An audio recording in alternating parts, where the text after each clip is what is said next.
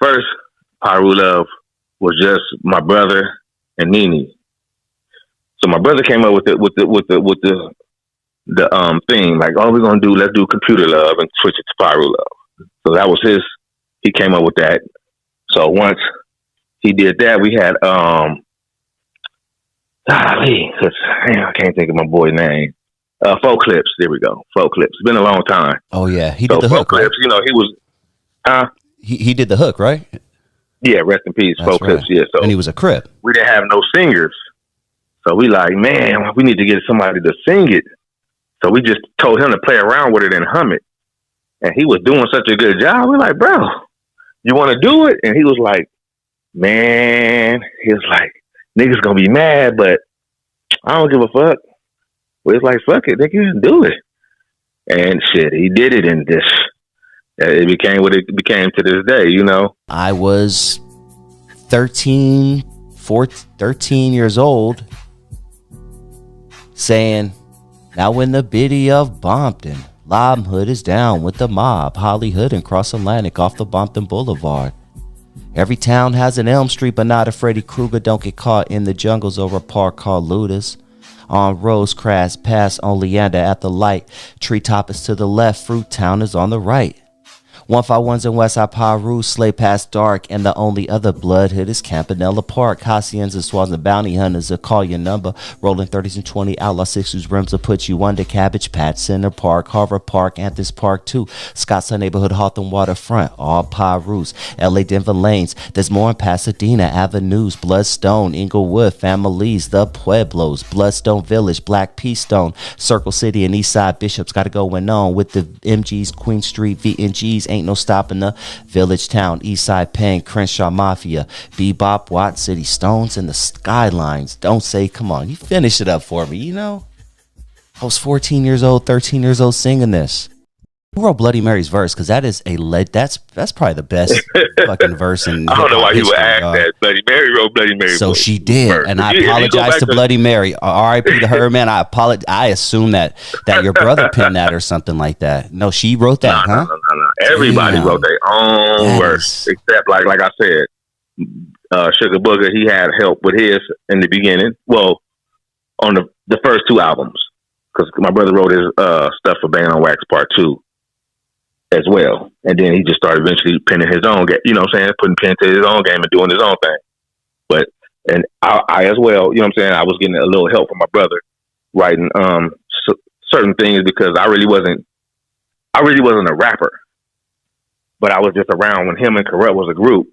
I used to be just around them, just all the time, just a little nigga walking around with them, and they just rapping. You got to understand, some of these cats weren't really active gang members. Most of them were. Okay. Right. Okay. But there was a couple of cats that Ronnie chose just because they had good rhyming skills. Okay. Right. And they became guilty by association, for lack of a better word. Okay. Right. My girl Nene. What was Nene's name? Nene X. But she was Bloody Mary on this album. Right. On the album that we're referring to. Okay. She wasn't an active gang member. She ended up being one though. Wow. Right. From the experience, she chose a side. Right. Okay. So it was a lot of people. It was a lot of people that were really active gang members, and it was a couple that weren't. Right. The vibe was really cool. It was some tension at first. Okay. Right. But everybody knew what the agenda was. Okay. And everybody acted cool. There were no altercations on that first record that I know of because I left the record kind of early. The one thing about that record what was really great was that it was some classic bagging sessions. Okay. Like it was jokes, right? And sometimes them jokes hit home, and I told Stretch from Bounty Hunters, I told Stretch, we got to one of them little bagging sessions. I said, nigga, you can't rap gifts, nigga. And he got hot, right? And he pulled a pistol on me. What? Yeah, the pistol was about this big. Okay. But it had a clip, like, he said, nigga, you better be glad I'm trying to rap, nigga, because I'm a real gangster, nigga, and I'll kick your door in, and whoop, whoop, whoop, whoop, whoop. And I looked at that nigga, I said, man, I can't even get you to give me a ride home, because you asked me where I live. I told you where I live. You said, shit, I ain't going over there, so miss me. We just put the pistol away and shit, right? That nigga owe me $100 too. Stretch, I need that $100. Tweety Bird bought the girl though, Bloody Mary. Oh, word. That's the story. Yeah. Yeah, okay. Man, R.I.P. Yeah. Bloody Mary, man. Yeah, R.I.P. to her too. But yeah, Tweety Bird found her in Virginia. She ain't really from out here. Oh, I didn't even know that. Yeah, he found her in Virginia, and then that kind. I don't want to mess her legacy up, nothing. But shit, real is real. Yeah. She from. I'm yeah, sure it's somewhere she from, online that you could look that up anyway. So. Right. Yeah, she from I think Virginia or something. They had did a show out there when he was with his other group before the Banging on Wax, and he brought her down here, and then that's when they wrote that song Piru Love, and they put her on that. She ain't know none of them streets. He used to tell me, man, she didn't know none of them streets, man. He made her, you know what I mean? She didn't know nothing about it, but she played a good part though. Arguably, I'm gonna keep it real. And I've had Crips on my show who say this, 45, 50 now, well and not banging at all anymore, well in the past. But they were like, man, I was cripping back in the day, but I was low key bumping Piru Love. yeah. So they was on there. I used to like Piru Love too. It's the oldie that's in it. That shit was hard, man. You mentioned Bloody Mary, and I think I heard you mention B Brazy. Can you tell us a little bit about those two talented individuals? I'll go with Bloody Mary first because she was around. Big James is the one that brought her around. This dude, Victor Welch from Compton, Piru. He had her and the gentleman that did Red Rum. They were doing something with them. They were the ones that worked at Sunday Crew. And Snoop got so much material with them. Actually, maybe not, because I heard Victor Welch stole a bunch of it. So they might, Red Rum and Bloody Mary were real tight. And they were some artists that was on Death Row that was, unfortunately, probably in the Day's Day or after Master P taught us how just to throw out a whole bunch of shit. I'm sorry, a whole bunch of stuff. Master P, they might have got out, but to be honest, unfortunately, they probably would never got out with the Death Row roster that we had, in the 95, 96, 97. That's why Suge was trying to come up with another label called Ghetto Records, where he can let the homeboys control and throw out. But distribution wasn't done, and it was hard to get in the mid-90s just to be throwing people out. Right. That's why Bloody Mary and Red Rum and the K-Solos and all of them never came out. A lot of people don't talk about Bloody Mary, man, but we got to give Bloody Mary her props, man. Yeah. That opening verse, the whole song is because of her. Now when the biddy of Bompton, Lime Hood is down with the bomb, Holly Hood and Cross. I mean, she took the song off top. Every song has an M too, but not a Freddy Krueger. Or Park on. Yeah, everything. And a lot of people thought that she was a dude, and that was the funniest thing. I mean, when I heard that, boy, I was dying laughing. Cause man, she gave it up like no other. For real. Do you know where Bloody Mary was from? She was from the Ads, if I'm not mistaken. Oh, okay. Avenue Power. Okay. Yeah. Yeah. Shout out to Red Rum. Yeah. You know what I mean? Always. What up, Ron? Truly, on Nation. Now, let's get to some of your comments. Cam Dio says she still holds the crown with the best Damu verse in history. The first verse in Piru Love. I mean, I agree. She set the tone for this song. She completely set the tone for this song by just naming all of the blood and Piru hoods all around the city. And I definitely think she kicked it off, and it's a legendary verse. Let's see. Mo Shang Pate says, R.I.P. to my home girl, Bloody Mary. I miss you, mama, and wish you was still here in the Yay area, blowing big like we used to. Oh, man, I would have loved to blow one with Bloody Mary, man. R.I.P. to her. Let's see. Terry Sanders says, R.I.P. Bloody Mary, the hardest female verse ever from the Bangin' on Wax album. I mean, the hardest verse, period, in my opinion. Just my opinion, male, female, whatever. It was the hardest verse on that whole album. Let's see. Shandwa Gaines Jr. says BIP, Bloody Mary, Big Y, Red Rum, Four Bent, Buntree, Heron, Hen Dog, V-Dog, Mossberg, Piru Love. I loved her verse on that song. She killed it. Sorry, but the Bloods won on the BANGlN Wax. Too much talent. You know, there has always been that argument throughout the years. What side was better? The C side or the B side? What side was better? The blue team or the red team? Which side was better? Steady Dippin' or Piru Love? In my humble opinion, the Crips definitely did their thing, and there were some legendary verses on that C side as well. But man, in my humble opinion, I gotta say, the B team, the red side, yeah, they came out victorious lyrically on this project. Just my personal opinion. Let's see. Gulerman Clean says, love to the Damus and Lokes from Brooklyn, NYC. RIP Bloody Mary. She was dope AF. Shout out to Brooklyn, New York, man. Yeah, it's a trip that people all over the country were bumping this album. And let's see. Blackmail 78 says, I'm from Philly, and even I know how hard Bloody Mary's verse was. It was a master class on the B team. Yeah, man, shout out to Philly, and Bloody Mary definitely opened it up and gave you a tutorial, for lack of better words, gave you a tutorial on the sets right here in Los Angeles County. Let's see. Hassan Burton says, BANGlN on Wax made Billboard. Impressive. Shout out Bloody Mary and Big Y. RIP, y'all.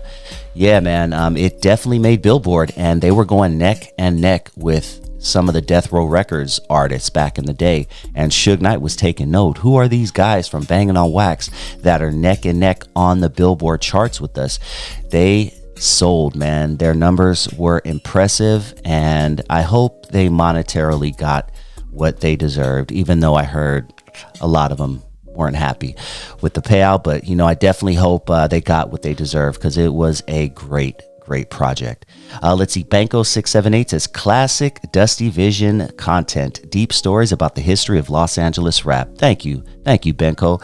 That's what I'm trying to do, man, because the West Coast history, hip-hop history specifically, is very, very deep, and our history needs to be told. I mean, shout out to the East Coast, much love to the East Coast and all that, but the West Coast history runs deep, and that's my job, is to give you guys content that tells our story, because if it weren't for people like me, no one would be telling our story. So I appreciate the fact that you find this content classic. They say deep stories about the history of Los Angeles rap. You are in the right place. Let's see. LB2 Real says, I'm so out of the loop. I didn't know she passed. She had skills and set the track Piru Love off righteous. I used to keep that song on heavy repeat.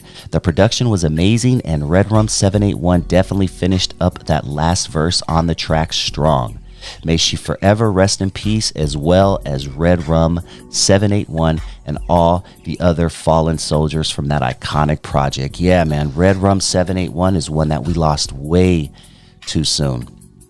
Young brother, and he was the one who ended the track Piru Love, and his verse was just as strong as Bloody Mary's, and that dude was one of the reasons why the B team were even part of this project. Red Rum was one of the more instrumental people in this project. A lot of people say that if it wasn't for him, you know, it wouldn't have happened, for lack of better words. So shout out to Red Rum 781. I'm so glad that he left behind some good music, because dude could spit, dude had flows, and he was a real one, man. So shout out to Red Rum 781 and all the fallen soldiers from this iconic album. Let's see. EBK Dogmouth Renegade says, all the hardest gangster female rappers are deceased now. Bloody Mary, Boss, Gangsta Boo. Man, RIP to all those sisters, dude. Bloody Mary, Boss. Boss was hard. She was from Detroit. You guys remember Boss? If you guys aren't familiar with Boss Man or hip to Boss, you definitely got to go down that rabbit hole and check out Boss, man. She's from Detroit. And of course, we can't forget about Gangsta Boo, R.I.P., man. Some legendary female MCs, man. Hood Baby 334 says she was gorgeous. Yes, she was. She was a beautiful woman. R.I.P. to the lovely Bloody Mary. Let's see. Carvel Davis says, excellent interview. Peace. Thank you, man. Thank you very much. I appreciate you tuning in, and I appreciate you. Just please, spread the word. Spread the word about my show. That's all I can ask. Word of mouth is the most powerful advertising. And before we continue, I'm going to ask you guys to hit that like button if you haven't already. Please just smash that like button real quick before we continue. I do appreciate you just hitting it right there. Bam! Smash it. And if this is your first time joining the channel and you like what you hear, please hit that subscribe button. 98sta Reputable says, when I heard her for the first time in 93, I always thought she was a man. I was flabbergasted, amazed when I found out the one with the hardest verse was a female. Yeah, I did hear that. I did hear a lot of people say that they thought Bloody Mary was a male or a man, even though her name was Bloody Mary, but that's a whole other story. But I guess you can I guess I can see that. She had kind of a deeper voice than normal, and she was spitting bars, and it's just so hard to believe that the hardest verse on that entire project, in my opinion, my humble opinion only, came from a female. Let's see. The Great Fuss says, everybody back when it first came out who didn't know her thought it was a man until they saw her. She was hella hard as fuck. She got down on her verse. Yeah, there you go. Apparently a lot of other people did, but in fact she was a very, very beautiful woman who was just taken from us way too soon. From what I understand, she passed away in a motorcycle accident. She loved to ride motorcycles, and unfortunately that's what took her very young life. Oh man. Let's see. Hater Heartbreaker says, long live Nene. I do believe that was her real name. Shout out to Nene, aka Bloody Mary. Quentin Clay says, Vice Lords and GDs were banging in Memphis since the 70s. Yes, B's and C's are in Memphis now, but Memphis has historically been and still is ran under Chicago guidance. He's mentioning something that was brought up in the interview, and once again, the link is in the description if you want to check out the full interview where Bloody Mary is discussed. But I do believe Memphis was mentioned in that interview, and my man Quentin Clay is clearing up things, saying that the GDs were banging in Memphis since the 70s. B's and C's are in Memphis now, but Memphis has historically been and still is ran under Chicago guidance. I don't know much about the Memphis culture. I have interviewed people from Memphis, but I'll take your word for it until someone else corrects you in the comment section. So shout out to Memphis, man. Much love to y'all. 1976, ABs said she was dope. Rest well, queen. Yeah. Rest well, Bloody Mary. Rest well. Ron MS7LR says, this was nice info. What about the Lyrical Assassins tape? Compton's Most Wanted and Chuck Smalls. Still can't forget.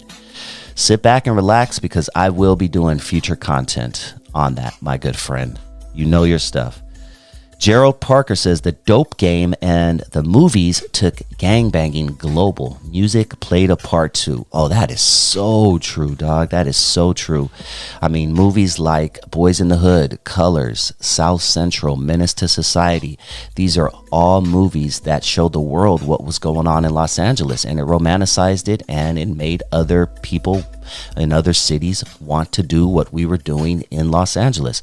So yes, that is true. Movies had a big impact. And not only that, the music, man. And not only that, the Dope Game. All of these things put together was like a perfect storm, was like a peanut butter and jelly mixture of situations that just really spread gangs across the country. You had Dope, you had albums like Bangin' on Wax, and you have movies like Colors. And yes, they are definitely responsible for taking gangbanging global, not just in this country, global, ladies and gentlemen. Bangin' on Wax was a global phenomenon.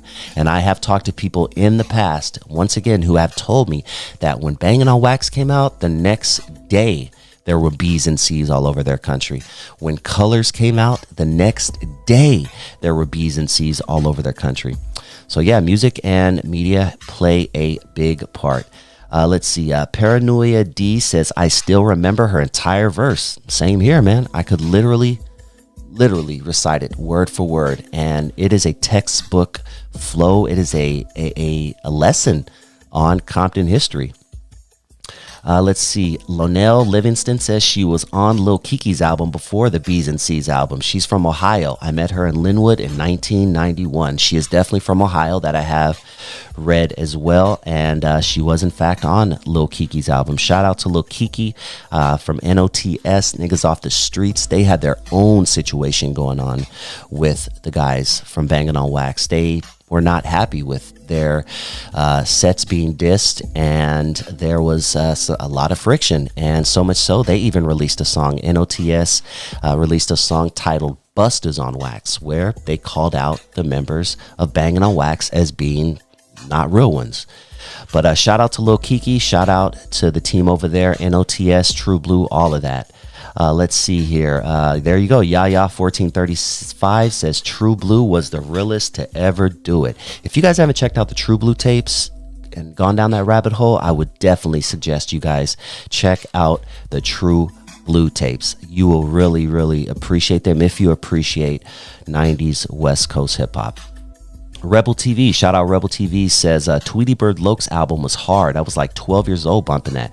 Yeah, you were one of the very few, as well as I, who had that Tweety Bird Loke tape. I bought it from Underworld Records right there in Compton on Alondra and Castlegate. They had an independent record shop right there ran by Big A, the homie Big A, who is still doing his thing to this day, Compton legend. But Tweety Bird Loke did release a project, and it was an underground classic, dude. And he was going at certain people. He even went at NWA, I do believe, Tweety Bird Loke. And Tweety Bird Loke even went at Tim Dog, because Tim Dog had that song called F Compton. So Tweety Bird Loke was like, yeah, you ain't gonna be saying F my city without me responding. So Tweety Bird Loke ended up banging on Tim Dog as well. Tim Dog was an artist from New York. If you're not familiar with that, go down that rabbit hole as well of the F Compton series. Let's see. She had the best verse on the entire album, if you ask me. Yep, many people would agree with you on that. Nino America says, hey bro, do you allow people to make reactions to your content? Will you strike me if I react to some of your content? I think your channel is highly underrated, with all due respect. Thank you so much, Nino America. And shout out to Nino America. Make sure you guys go follow Nino America. He has some good content over there as well. I got the chance to look at some of his stuff, and him and I have conversed offline via DM. And we will be doing some stuff together in the near future. So shout out to Nino America. Big Bro 4266 says, I had this album when I was little. Always wondered how they played that out by being rivals. I see now. Yeah, we tell the story right here. Link is in the description. So please click on the link, and we tell the story about how the rivals were brought together. I mean, people who were enemies, deadly enemies of each other, they come together, and now they are making this classic project where they're going back and forth at each other. Shout out to the G Lou show, man. G Lou, my homie G Lou. If you guys are not subscribed to the G Lou show, please go over there and subscribe to G Lou. That's GLEW. He says great stories and history. Thank you so much, G Lou. G Lou has some dope content over there as well. He's a real good dude. He's been on my program before, so please subscribe to the G Lou show and tell him Dusty Vision sent you. Let's see. Chance Black says, I still have all 3 of her albums. Dang, like that, dude? Okay. Shout out to Chance Black, man. He has all 3 of her albums. That's pretty dope. Let's see. Thundy Media says checkerboard floor. I get what you're saying. So there is a theory that the checkerboard is related to things like the Illuminati and stuff like that. And okay, I see where you're going. If you look at the Bangin' on Wax project, the one where the B side is on one side of the album and the C side is on one side, they are all standing on a checkerboard floor. I didn't really realize that until you said something right now, but interesting. Yeah, go down that rabbit hole about the checkerboard. Oh, wow. You guys caught that, huh? Smart. I got a smart group, man.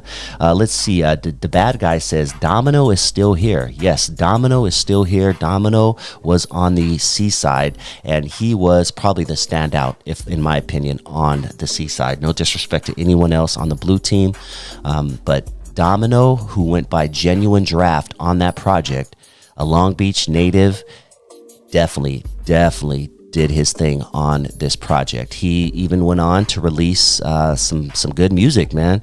You guys probably remember the song Ghetto Jam. The Ghetto Jam is about to slam with some help from the day. As I see what's really going on. So shout out to Domino, man. He represented well. Let's see. Mo Beezy says R.I.P. Geek. Man, yeah, R.I.P. Geek from Geek and Noise. They were highly responsible as well for this project. So shout out to Geek, man. I'm going to do a future project on Geek. Let's see.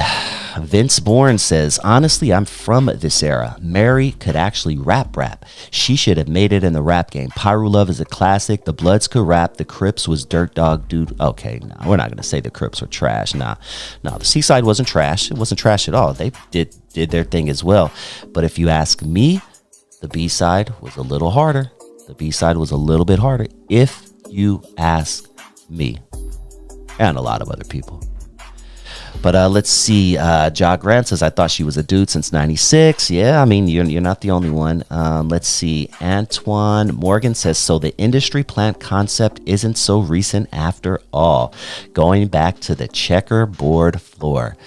Ooh, man, look that up. Checkerboard and industry plant theory. Look that up, guys. It's very interesting theory. I'm not going to cover it today because YouTube doesn't like when people talk about stuff like that, but I will encourage you to go down that rabbit hole. And let's see. Lastly, Crimson Max says, the way she sounded, you would never thought she looked like that. Her verse on Rip A C in Half is just bananas. Very, very beautiful woman, man. Oh, such a beautiful young lady. R.I.P. to Bloody Mary. Thank you for tuning in to DustyVisionTV. Please hit that like button if you have not already. And if this is your first time joining the channel and you like what you hear, please hit that subscribe button. And if you enjoyed this video, you just might appreciate this bonus clip I'm about to play for you right now. Like I said, I'm going to reiterate this to the youngsters. Look, man, don't join no motherfucking gang, man. You know what I'm saying? Straight up, man. I'm telling y'all, it's not worth it. You can be cool just how you are, man. You can have love for people, man. Y'all can change this motherfucking game. Y'all can just hate about the game, man. Y'all got to live like that, all that barbaric, stupid shit. Y'all have to be hurting each other, man. Show some love, man. Let's change this game. Let's get this money. Let's build, man. Let's just change the world in our favor in a positive way. You know what I'm saying? Period. You know what I'm saying? This world was meant for everybody to have fun, live it up. But that's all of the topic, man. You know what I'm saying? There's too much shit in the game. But like I said, but once again, like I said to the kids, stay away from this game, man. I'm telling you, don't want to do it. No matter how glamorous that shit may look, no matter how cool these suckers may make that shit look, no matter how many lies you might hear, you must rap by you making it seem like that's the lifestyle to live. I'm telling you, even if you hear me say some things, I'm telling you right now, this ain't the motherfucking life you want to live because it's punishments that come with this shit. See, that's what everybody fail to realize. It's always laughing and kiki until the punishment type of thing. It's time for the punishment. And punishment is life sentences in the motherfucking cemetery. You know what I'm saying? So kids and these people and gaming in this period, man, just really think about the shit that we doing as people, man. Stop doing this stupid, goofy ass shit. There's not nothing wrong, like I said, being a soldier, but stop being a soldier for dumb shit, though. Be a soldier for a righteous cause, man, to save lives, man, to be productive, to, make sure the kids get to school and shit. If they need book bags and utensils and shit, everybody peace up. That's what the real gaming is supposed to do, man, protect the community and shit like that, not to destroy this shit, not to, send little kids off to prison, send their ass off to college, man. Let's start doing the right motherfucking thing, man. We already fucked up already. We already destroyed the game too much. How much more can we fuck up before this is completely just goddamn? I mean, what we need another 40 days and 40 nights from God to shake the game up. I mean, come on, man. It's just crazy, big straight up. Period. You know what I'm saying? Man. I'm just saying, though, big bro. You know, Dusty, obviously you're a real individual. You know what I'm saying? So we be popping that real shit. You know what I'm saying? Yeah. This is what's needed in the world, man. Right now, this is what's needed in the world, and this is a perfect time. They need more Dusties. Like, they need more use, man. They to let more know that no, that ain't cool, man. Stop exposing this. That's what I like about you. You ain't come out here trying to promote no sucker shit, no goofy shit. Not no, you know, trying to promote no weird shit. Dusty, I appreciate people like me. We really need you, man. You know what I'm saying? Keep doing what you doing. Damn. Period. That makes me feel really good, man. Thank you, Lil Hawk. And you should, though, bro. You're doing something positive. You should feel good, bro. Thank you, man. Thank you. Thank you. Man, that's much love. That's much love, dude. This is Lil Hawk, everybody, man. This has, been a really great interview, dog.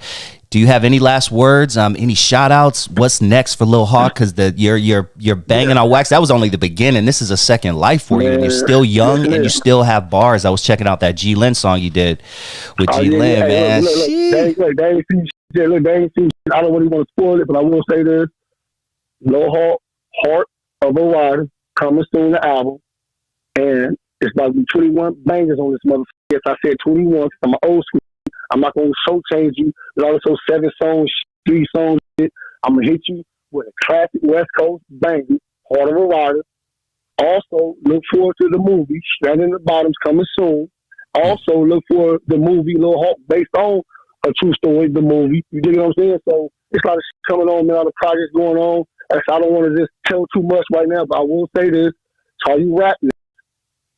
I'm about to years over with this real nigga, straight up. So Council Christmas, my nigga, it's over for you. So say y'all last raps and say y'all last goodbyes now. Because all you talking the street with me, come on, man. I know y'all can't save me, man. So let's stop playing, nigga, and go and get up out of here now. Why it's good, nigga? Y'all stick around like you're cracking. I'm gonna f you over straight up on my mama, nigga. Point blank. Now once again, let's give him my nigga Dusty, because he's a real individual. And obviously he's a real, because he's with the real. So much love to Dusty. Let's keep Dusty going. Support Dusty TV, what he got going. He a great fella, man. With the red rod to me, he got to be a real nigga. So he part of my family now. So Dusty, you already know when you need me, I'm there for you, bro. Like I said, Lil Hawk, the famous down below Instagram, Lil Hawk DA Instagram. I ain't really seen the fuck this here, so bear with me, but that's what it is. Once again, Dusty, much love, big bro. Much love, homie. Right, big bro. You already know. Man, you have a great rest of your night, dog. I'll be talking to you soon. All right. Hey, sir. Much love, dog. Bro. Peace, man. Period. You already know. Ladies and gentlemen, on the line, I have Dion Blue. Let everybody know what city you're repping. Union, South Carolina. You County. Union's finest, man. I'm from the dirty. What was your upbringing like? I'm a project baby, man, honestly. So I spent a lot of time making the best out of bad situations. Mm-hmm. And that comes along with, it has ups and downs, man. I mean, you have your shine time. You also have your time where you go through the turmoils. I mean, I've got a couple of bigs up under my belt, state and federal. But you outgrow certain things, man. With growth comes change. And I feel like my upbringing and my experiences it allows me to express both sides of the world that I've known, the good and the bad. When was the first time you personally ever heard anything about Crips and Bloods? Honestly, I've been a Crip for a long time now, so it's been here. It's just going a different direction now. Like the thing with any group of people, once a group gets so large, you can only control a handful. So I think when groups get bigger and people start to take on their own aspect of doing their own thing, I think a lot of people fail to realize that the only person that you really got full control over is yourself. So just because you may have a group of 50 people, you might have 10 of them out here doing knucklehead stuff. That don't mean that the other 40 are just knuckleheads either. You also got some that strive for better or for positive, but that gets overlooked. Negativity seems to overshadow positivity in this world. Mm-hmm. And I think that has to be fought by bringing more positivity. But at the same time, you're not gonna reach those from the slum without relating to them. When did you jump off the porch, man? More like around the age of 13, 14. It's been a long time. An extremely long time.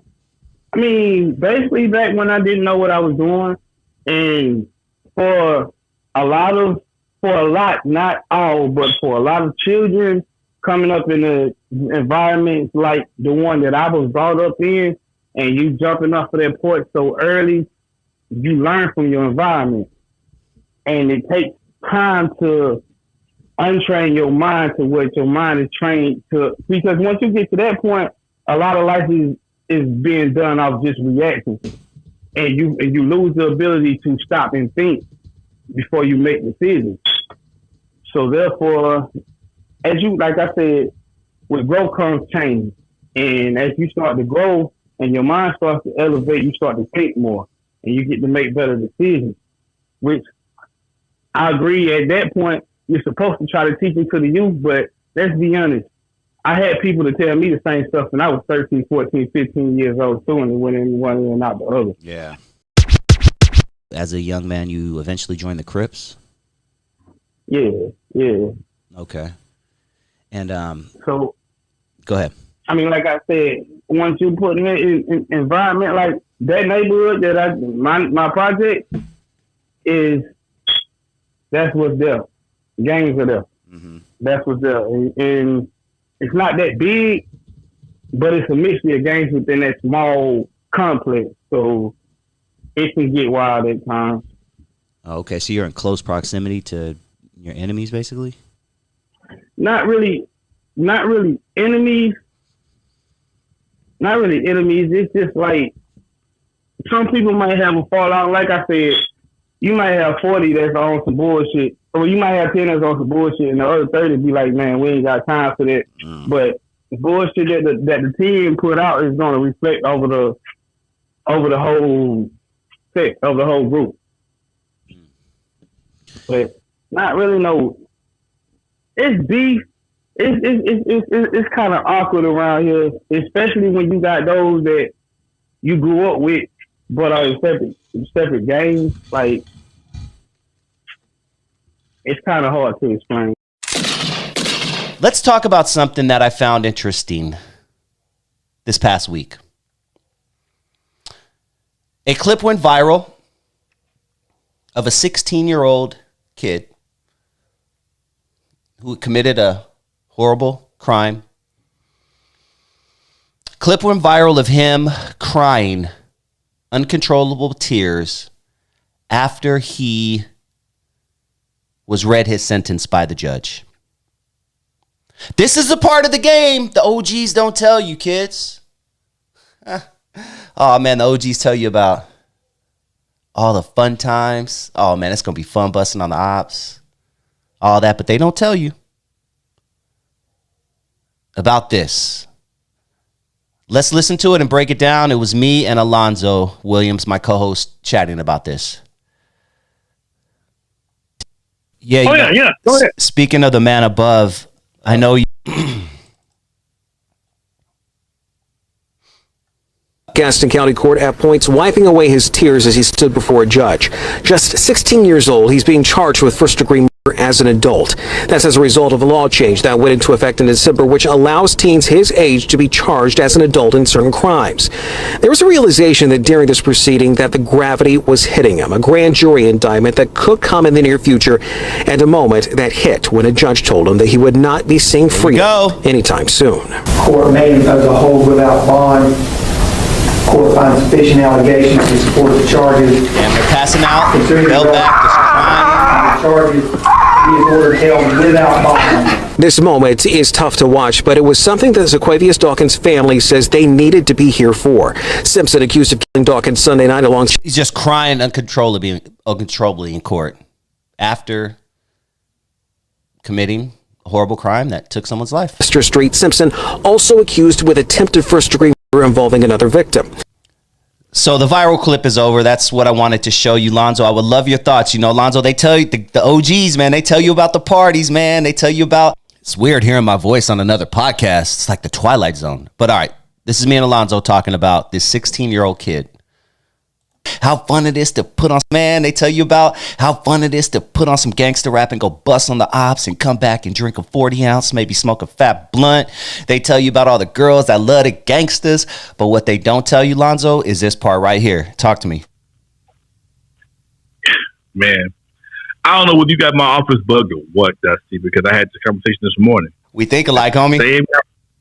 I had this same conversation this morning, man.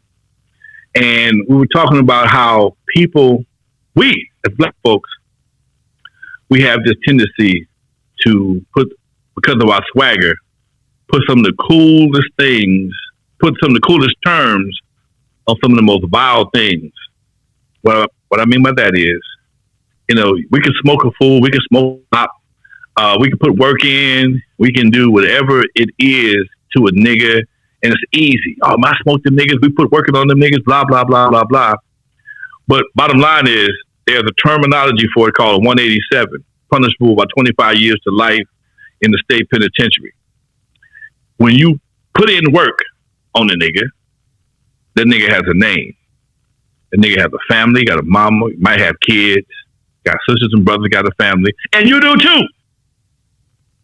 And nobody thinks about that. They pump you up to think, that is so cool. Oh man, homeboy, he's a shooter, man. He's a shooter. He got bodies on it. All that shit sounds cool in the streets. Pay attention, kids. But them same fools that got you pumped up in the streets, ain't never in the courtroom. Ain't never in the courtroom. Them same dudes in the streets who were pumping you up like a crash dummy are never in the courtroom. They ain't never in the courtroom. Trust me. Never. But you get pumped up. Yeah, now putting some work on them fools around the corner. And here's the crazy part. Like I just said, around the corner. Literally, most of the time, the ops maybe 4 or 5 blocks away. 4 or 5 blocks away. We have sometime 2 blocks. Ways sometime over right next block over. In some communities to resegregate ourselves against ourselves. We found a way to resegregate ourselves against ourselves. God damn, that doesn't get much deeper than that. We found a way to resegregate ourselves against ourselves. Prisoners in our own community. Being terrorized. Terrorized by gangs. Dope dealers. Pimps. Prostitutes. Walking to school, seeing all kinds of madness. Being afraid to walk to school because of all kinds of madness. We're resegregating ourselves against ourselves. If you go 2 blocks over, you're going to get popped. You're going to get bothered by those people over there. Even though you don't bang, they're going to say, where you from? Where your grandmama from? Where your grandmama from? Don't play dumb with us, homie. But let's keep it pushing. This comment is in regards to the 16-year-old who, oh man, it's a heartbreaking watch because this kid surprisingly looks a lot like I did when I was a kid. Go check out the video after this. I'll try to post it in the description. The kid looks just like I did when I was 16. No joke, like legit. And just watching this is heartbroken, man, because this 16-year-old kid was so pumped up to do something dumb, and now he's in court facing possible prison for the rest of his life. What happened to businesses in the hood that were owned by blacks? What happened to black business? I'll tell you what happened. Gangs happened. Crack cocaine happened. Crime went through the roof in the black community. And black folks one day slowly just said, you know what? I can't live in this damn community and own a business because niggas are shooting themselves right in front of my business. They're coming to rob me. They're spray painting my walls all the time. No one wants to come to my store because it's right in the middle of the hood. So black businesses started leaving. The KKK didn't run them out of town on big old horses with hoods and stuff like that. No, that didn't happen. No. The skinheads didn't come from Orange County and say, better get out of here and get that business out of here, man. Nope, none of that happened. We are responsible for black businesses leaving the hood. There was once a time where you could walk down the street and every business was black. Now, no. Ain't happening. I wanted to chat with you guys a little bit about the city of Compton, a city that is near and dear to my heart. I love Compton. My best friend lived in Compton for years. I was over there almost every day. To this day, I still go to Compton. I have family in Compton. My aunt lives in Compton. Cousins. So I still visit Compton. And I think about how it used to be before I was even here. Back in the 60s and 70s and 80s, before demons entered our hood and we started taking each other's lives over a little white rocky bag. I thought of the Compton swap meet and how they, going back to businesses not being owned by black folks, I thought of the Compton swap meet and how the Compton swap meet capitalized off of black on black homicides in the hood. Specifically with Compton. Let's talk about Compton specifically and the Compton swap meet. I used to go to the Compton swap meet all the time. It was my favorite place. Whenever I got a little money, whenever I got a financial aid check, I didn't go spend it on books. No, I went to the Compton swap meet, got me a couple of outfits, maybe some shoes. I definitely got speakers, amplifiers, tweeters, all that stuff for my car. Because I was an N-word. I had my nigga days. I was a nigga back in the day. I was an N-word. All right, so let's keep it real. I'm first to admit it. Those days are well behind me, but I was a nigga back then, and I was 20, 21, 22, 20. And the first time I get a little inkling of money, I'd go to the Compton swap meet.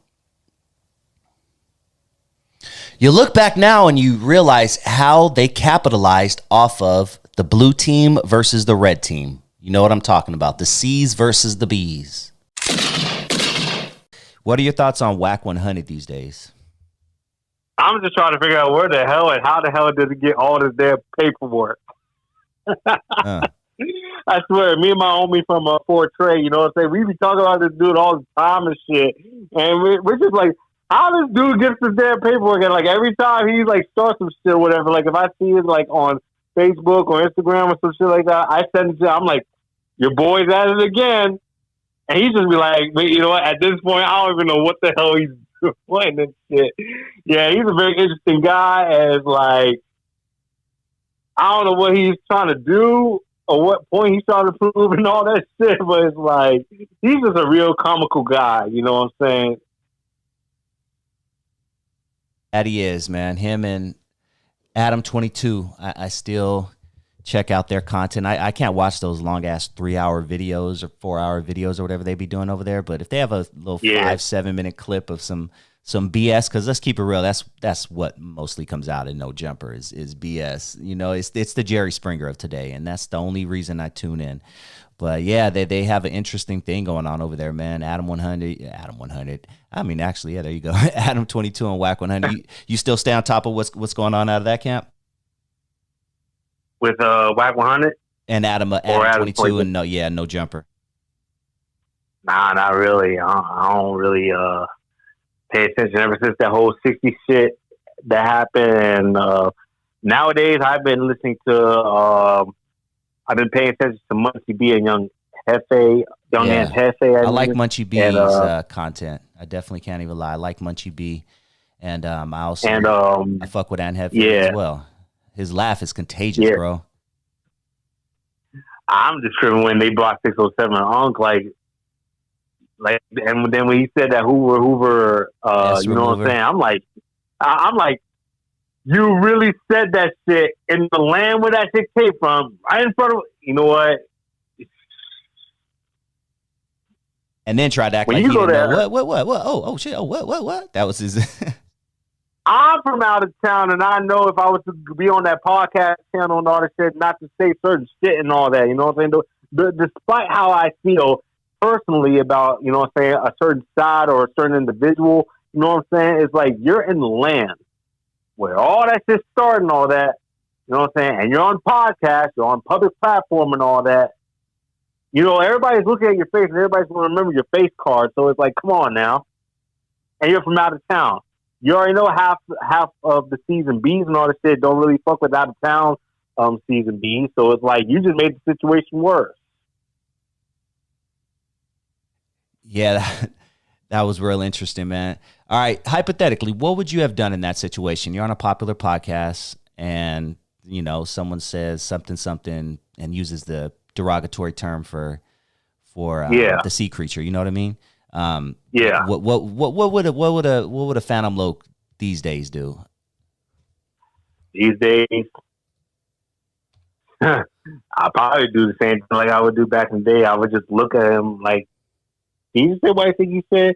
And then I would just like when Munchie B did, he's like, say what? And then he said it again. Unlike what Munchie B did, I probably would already be started swinging. I ain't gonna hold you. Now, because even just like, look, this shit is in you, not on you. Even if you chilled out and all that shit, you know, like, right? Yeah, even if you chilled out and all that shit, certain shit will still trigger you. Somebody call me that or whatever, you know what I'm saying, a crustacean or whatever, I will still trip. Like, don't get me wrong. I'm making it that, you know, there comes a time in a person's life where they make that transition when they go from a banger to a member and all that, you know what I'm saying? And the difference between a banger and a member is, okay, a banger is out there in the street, you know what I'm saying, gang banging, you know what I'm saying, patrolling the set, you know what I'm saying, pressing on everybody, this, that, there, whereas a member, okay, he is what he is, his set is his set, he ain't tripping unless somebody trips on him and all that, you know what I'm saying? But at the same time, though, it's still certain shit that will still set you off and then bring out that banger out of you. You know, somebody called me that sea creature and all that shit, or any derogatory term to us or my set, I'm going to trip. You know, I'm going to trip. It's definitely instinctual. You know what I'm saying? Like, it's in you, not on you. And that's what these people don't understand, especially, you know what I'm saying, certain people, you know what I'm saying, that are overseas, because I noticed some people like treat this shit as like a cosplay or a costume thing, or like, you know, blackface. Oh, yeah. You know what blackface is, right? Of course. Some people treat this shit. Some people treat this shit like that. No, man, no. This is not something that you could just take off and put on. You know what I'm saying? Oh, when you take this off, you're no longer this. But when you put this on, no. This shit has to be in your heart and soul. You have to breathe this shit. You have to live this. You know what I'm saying? This got to be who you are, not just what you are, but who you are. You know what I'm saying? Now, you have individuals like Cartoon 5 Trey, you know what I'm saying? Recently, he's no longer, you know what I'm saying, this, that, third. He went a different path and all that stuff. Now, I made a video about that too. An individual like Cartoon 5 Trey, he can actually do that because he has the right rank and respect and age, you know what I'm saying, to where, you know what I'm saying, he did his thing. He's very respected, you know what I'm saying, and he's one of the top ones from Avalon and all this shit, you know what I'm saying. We got some from Harlem, you know what I'm saying. Every state got their individuals like that, you know what I'm saying. But now, something else I want to bring up. Now, like that whole dropping flag challenge, like with this fool Hocus 40. I know you've probably seen a video about that. Of course. I think I even 40. did a video on that, actually. Yeah, Hocus 4/5 in New York came out and said he wanted to everyone to drop the flag challenge. Now those motherfuckers have been pissing me off and all that shit because they treating this shit like a damn fad. That's number one. Number two, it does not matter if you say you drop a flag because you're trying to avoid the police, this, that, and third. That's not going to stop no damn RICO getting on your ass and all this shit. Once you are in the system as a gang member of sex, money, murder, or whatever set you pushing or whatever, you know what I'm saying? Like, especially if you have a sheet and all that, they are looking at you. Like, I even talked about this situation in my video and all that. I got pulled over by the police and all. You know, it was supposed to be just for, okay, because I didn't have an inspection sticker. But the police officer was so nosy, he started looking at my car. He noticed a lot of blue clothing, just in case I spilled something on my shirt or whatever, you know what I'm saying, on my clothes or whatever. He noticed the clothes. He noticed the flags and all that shit. He saw my tattoos on my arms and all that shit. And then, you know what I'm saying, he added two and two together and all. And then he started asking me questions and all that shit. And he just wanted to know if that's something I'm, you know what I'm saying? But, you know, I ain't going to tell the police shit, you know what I'm saying? Like, it's none of y'all business and all this shit. And it sounds like y'all profiling me and all that. He even wanted to look in my car to see if I had any guns or drugs and all that shit. I'm like, officer, I don't even do drugs. Well, you mind if we search your car? Well, without probable cause or a warrant, I don't feel comfortable with you guys searching my car. Oh, okay. Well, we just want to know. We ain't trying to profile you or anything like that. Right when you said that shit, you basically just contradicted yourself, because if you wasn't trying to profile me, you wouldn't say that shit. But yeah, they basically got me in the system, you know what I'm saying, as a Harlem 30, you know what I'm saying, gang member and all that shit. But, I mean, I probably was already in the system anyway before that shit, but now they just know I'm a Harlem 30 gang member and all that. But it's like, once they got you in the system and all that, that dropping, it didn't even matter if you dropped your flag or not. Like, once you're in the system as a gang member and all, you know, that RICO's gonna get you too. You know what I mean? Well, not yeah, you specifically. but I'm just saying, like, in general. No. I know, but yeah. Like, especially if you have like a long sheet. You know what I'm saying? If you've been having a history of doing certain shit, and then like you're a repeated offender and all that, yeah. Because one thing I noticed about RICOs, they really want to go after the dudes that's really committing the crimes in the street and all that shit, and that's chucking up bodies and, like, you know what I'm saying, like the really active members and all that shit. But they still look at the ones that are still part of that shit, just to monitor what they're doing and how they're conducting themselves and all that shit. But they really trying to get the ones that's actually out there, you know what I'm saying, doing all this crazy shit. But, you know, RICO laws, sometimes, you know what I'm saying, the feds try to pull like a slick move and all that shit, this, that, and third, so that shit don't even matter. So that's why I say it's just best to stay out the way and all that. Stay out the way, man. That's the best you can do, dude. Nan, let's talk about your music before we wrap it up here. My favorite song out of all the ones I've heard so far, I like your intro to your channel, but I think repetitively I've heard it, so that's why I know it by heart. But the one that I really was feeling was that Burnt Out, man. What brought that about, Burnt Out? Ha! Well, it was a song that everybody could relate to, you know what I'm saying? It was a song about you just feeling burned out, like from life, like from work, from stress, from bills, from, you know what I'm saying, just everything, like, just when life is kicking your ass and all that, you just feel burned out and you need to recoup. But you just feel just so burned out to where you just want to, like, just go on a vacation and all that. But basically it was just a song for everybody that everybody could relate to. And that's the kind of music I make, like, not just gang stuff, but I also make songs that everybody can relate to. You know, whether it's relationship stuff, whether it's life,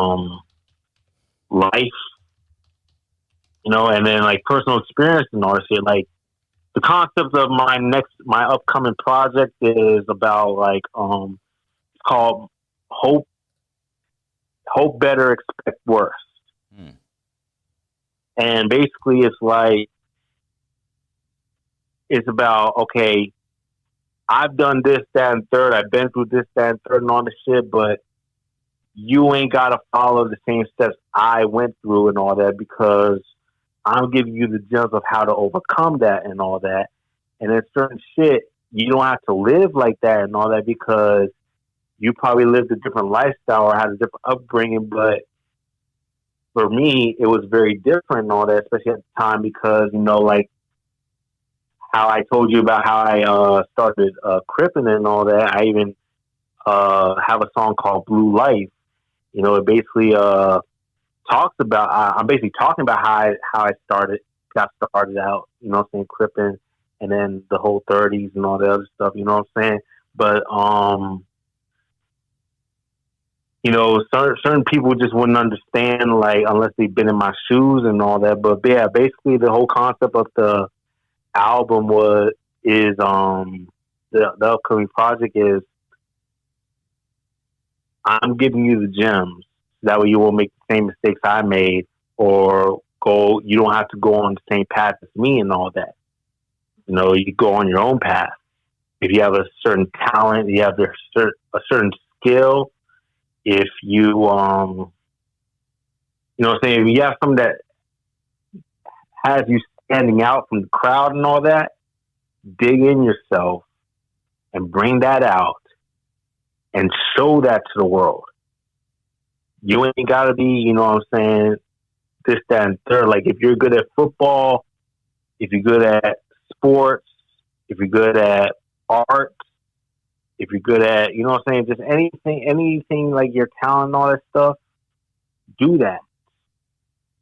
You know what I'm saying? Don't let anybody lead you down a certain path that you're not ready for and all that. You know what I'm saying? Because someone that leads you down a certain path that you're not ready for will not be there when you die. Especially because they're in guilt, because they know they put you down that path. That's deep, man. I love but it, man. Something else I want to bring up too before you wrap it up too. I also want to talk a little bit how I got into the podcasting thing too. Please. I didn't really. Really, it was my G homies from LA and, you know, local area that brought it to my attention. And because they observed like how I always have an input and all that. What I mean by that is how I talk about certain topics and all that, and like my insight of things. And they was like, you should start a podcast channel, this, that, and third, and all that. Now, at first I was kind of hesitant because I didn't know how to go about it. I didn't know the planning. I didn't know, you know what I'm saying, like basically the steps to make a channel and all that. So the G homie from LA, you know, you interviewed him, Big Slim. Oh, yeah, Big Slim. Yep, shout out Big Slim. He helped me he walked me through the steps and all that. And a couple of videos I made and all that. And then once in a while, over time, I got in the hang of it and all that. And you know what I'm saying, he gave me some pointers and all that. And now, you know, my podcast channel is gaining numbers and views. I checked a couple of videos and now I got like 2.4 K views and all this. I'm like, oh shit! What's up? So it's really, you know what I'm saying, it's progressing and all that. So I just gotta say, when it comes to the podcasting, shout out to the G homie, you know what I'm saying, Big Slim, and shout out to Avenue Trey and all that. You know what I'm saying? Yeah, I'm having Trey on next week, man. It's gonna be good to chop it up with him again. And then for my music and all that shit, you know what I'm saying, shout out to my homie Laylo and Local K and all that shit. You know, Laylo is also an artist too and all that. You know, if you want to look up some of his music. You talking about Laylo from not Baltimore, just outside of Baltimore? White dude? No. Oh, He's from DC. Okay, shout He's out from Laylo. DC. Okay. But yeah, it's Laylo lyricist. Okay. So he's another artist and all that stuff. And after this project that I'm finishing up and all this shit, me and him about to do a collab cooking, you know what I'm saying? Oh. So we gonna cook something real nice and all that. Yeah. There's a lot of things coming up, you know what I'm saying? There's a lot of things coming up and all that. And I don't think they're ready for it and all that, but you know, it's all about progressing and all. And that's what we're doing. One more time, Keeping It 3100 on YouTube. Keeping It 3100 on YouTube. And I'm actually going to have the link and all that on the video, so you guys can easily go check out my boy's music and check out his podcast that he's doing, man. I'm really glad that you're doing it, dude. Phantom Locust, always a pleasure, homeboy. You said the last words, right? That's it. Give me some last words. It's your little Phantom Low, you know what I'm saying, from the west side, original Harlem Avenue, Capital, rolling 30, you know what I'm saying, Dirt Gang or Don't Bang, you know what I'm saying.